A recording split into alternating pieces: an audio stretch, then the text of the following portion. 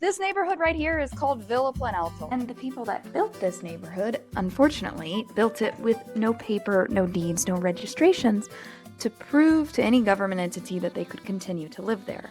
They just operated on the idea that they were building this and, well, trust. Most first-generation founders, most business owners, they're building their brands, their companies exactly the same way in the beginning. Today, we're going to be going over 7 signs that you are not ready to file a trademark, because this is the most honest place on the internet. 7 rights that you get when you are and you finally get that registration.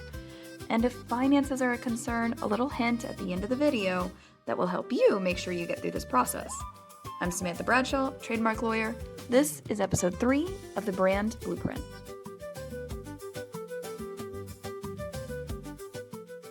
We are maybe 1.5 kilometers, about a mile away from all of those big, beautiful monuments downtown. The people that live here, it was their grandparents that built all of those monuments, this entire city. They kind of set up a workers' camp here so they could access their work easily enough while they were building this brand new city. They're called the Candangos. Candangos? Something like this. They're literally the construction workers, the engineers, the laborers, and particularly in this area was the managers of the construction workers, the higher level engineers, the posh cooks for the rich people that were already here. They were given kind of a more special status because they were higher up in the socioeconomic ladder. But when it came time when the city was done, Brasília decided to kick all of these workers out. But the people here in this area kind of refused to leave. The other ones were displaced to satellite cities much further away that have popped up as completely new cities and aren't part of Brasília anymore. These are the workers who lived in wooden buildings and poured concrete for 41 months to get this monstrosity of a city up and running. And when they said it was done, they're like, yep,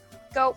You're done. So this was a construction camp. It was supposed to be temporary. There were no papers for anybody to own property here. As you can see, there's clearly stuff here though. They just chose to ignore them. They had no papers, even though people were telling them to leave. So what did they do? They stayed. They fought to stay here. Fought again and again and again, until finally when the city got its UNESCO World Heritage status, this actually became part of the UNESCO design, even though it wasn't on the original napkin that Costa put together. But that still took them 29 years of existing here, claiming that they owned it, acting as though they owned it, even though they had no paper, no government approval that they owned this land. Your trademark is your paper, your deed, to be able to own the land that you've been sitting on for 20 plus years, or even if it's only 5. Anyway, this episode is telling you when to get it, so you don't have to spend decades fighting like the people of Vila Planalto, so they could just stay where their grandparents settled in the first place. For something that should have been theirs and yours, possibly, from the start. So let's talk about 7 signals that you're not ready to file for a trademark yet. Number 1.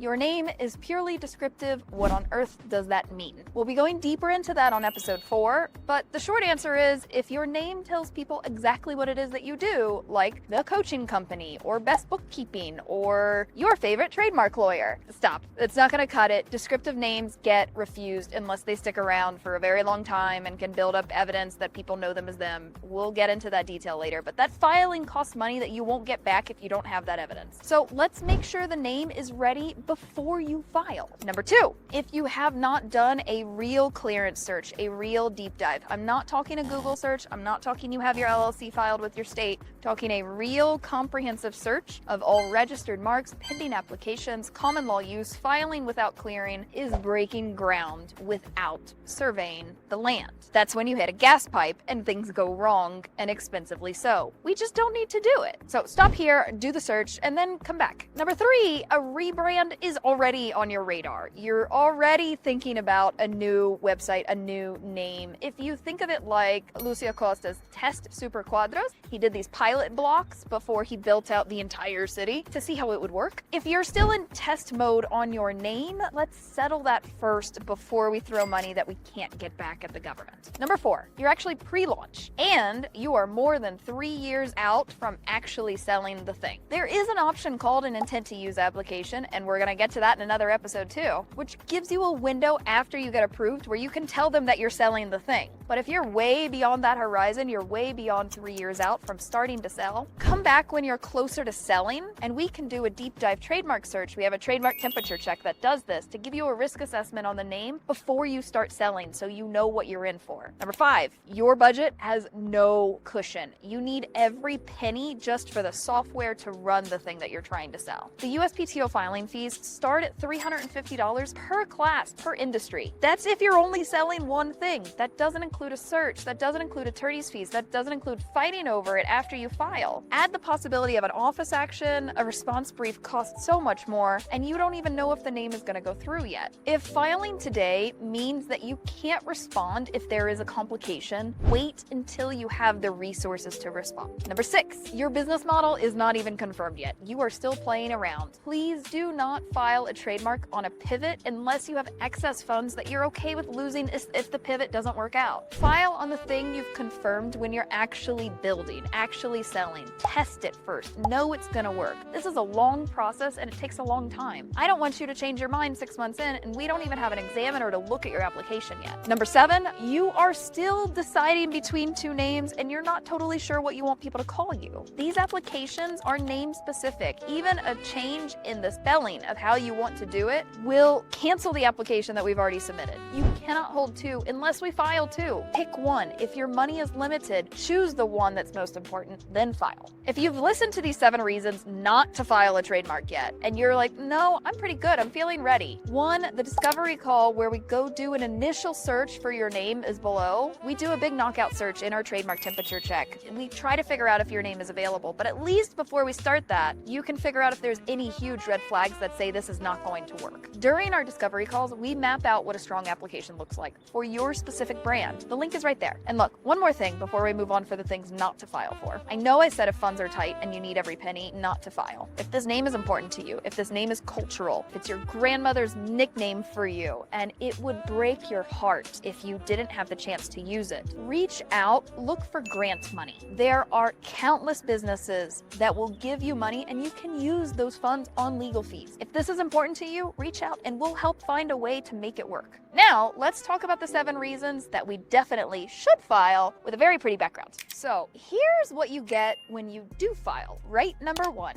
You get to use the little R in the circle. You don't get to use that before you actually get a registered application. That symbol is not decorative. It's a legal notice to the entire world that this mark is not only something you're claiming, but that it's registered. It cuts off the whole, well, but I didn't know, off of anybody's defense when you try to shut them down. From the moment that you actually have the registration, ignorance is no longer an excuse for any competitor. As of right now, just so you know, you can go use the TM in the circle.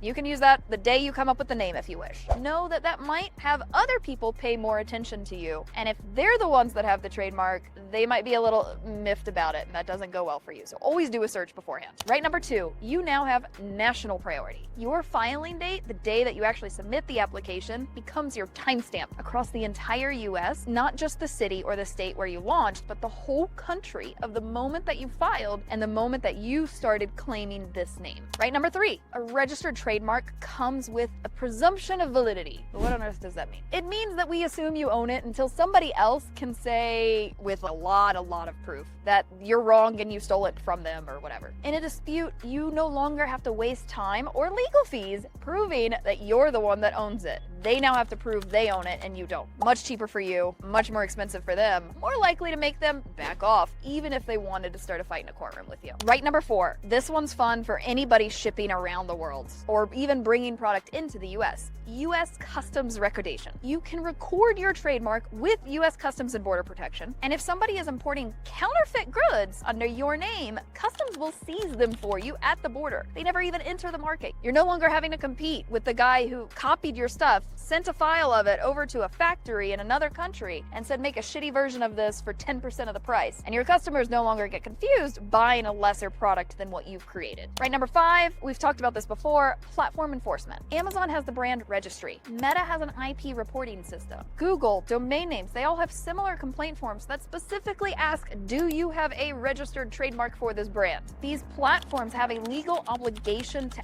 act if you have a trademark. Without one, you're just filing a suggestion or a complaint box into the box that nobody ever checks. Right, number 6, you can now license and build equity. A trademark is an asset, just like a house, a building, a car. You can rent it, You can sell it. You can, well, a house you can't make more of, but you can make more of this one. You can tell other people to make more versions of what it is that you're selling. You can build it into a contract where you get funds just for the idea. That federally registered trademark has a paper trail of how long it's been going on and what you've done with it. For my finance people, that means it now has a valuation basis. It has a foundation to actually show equity, something you can borrow against. An unregistered name can't carry that equity. It's impossible. Right, number 7, you have the international runway. Your US registration can be a foundation for an international protection. We have something called the Madrid Protocol if you're looking to expand into Europe. A lot of other countries will ask if you have a foreign registration already, and they'll kind of fast track your applications. They will give you the original priority date of the country you first filed in. That means it travels with you as you expand around the world, as you build your empire. You don't have to fight in every country you're going to, provided there's not already somebody using that same name there. That's why the importance of a search is so crucial. So those are 7 things that you cannot get without actually applying for a trademark. When I'm talking to folks who already have their trademark, they inevitably tell me a very specific moment that they remember clearly in their mind. The moment they decided to file the trademark. Because here's the thing, it's not a legal moment, it's a very personal one. It can look like a coach, a mentor, an investor, somebody who sees what you're building from the outside, looking at your brand and saying, you should really trademark that. This usually triggers something in the person that listens. It doesn't always come from that though, because there's a lot of internal work that we don't necessarily trust what we're building yet. Sometimes that external validation, it's what you already know. But if you don't trust it, you're not going to be ready for this process. You have to trust that the name is real, that the brand you're building is real, that it's going to hang around for long enough to matter for this process, and that it's something worth protecting has actually arrived. If that moment's already happened for you, and if you're watching this, it might have, you are probably ready. Please run through the 7 signs that say it's not time to file for a trademark yet. Make sure none of them are red. Talk to a lawyer about getting a clearance search. We offer them, by the way. Figure out if you can give yourself the permission to actually start moving forward on this process.